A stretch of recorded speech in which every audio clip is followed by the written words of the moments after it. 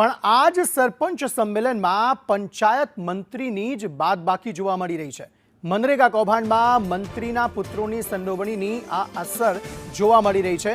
પંચાયત મંત્રી બચુ ખાબડ આ કાર્યક્રમમાંથી બાકાત જોવા મળી રહ્યા છે। આમંત્રણ પત્રિકામાં પણ બચુ ખાબડનું નામ છે નહીં। જી હા, હિરેન રાવલ આ અંગે વધુ માહિતી આપી રહ્યા છે। જી હિરેન, જણાવશો શું વધુ વિગતો?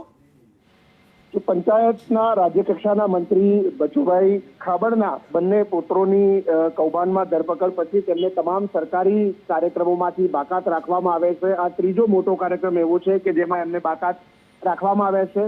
સૌથી મહત્વનું છે કે મુખ્યમંત્રી પાસે કેબિનેટ કક્ષાના મંત્રીનો હવાલો પંચાયતનો છે અને રાજ્ય કક્ષાના મંત્રી તરીકે બચુ ખાબડ છે, પરંતુ એ જ વિભાગના કાર્યક્રમમાં તેમને હાજર રહેવા માટે આમંત્રણ નથી અથવા તો એ કાર્યક્રમમાં પણ નિમંત્રક તરીકે એમનું નામ નથી। માત્ર વિભાગના સચિવ આ કાર્યક્રમનું આયોજન કરે છે અને મુખ્યમંત્રી અને પ્રદેશ પ્રમુખ સી આર પાટીલ કેન્દ્રીય મંત્રી તરીકે આ કાર્યક્રમની અંદર હાજર રહેશે।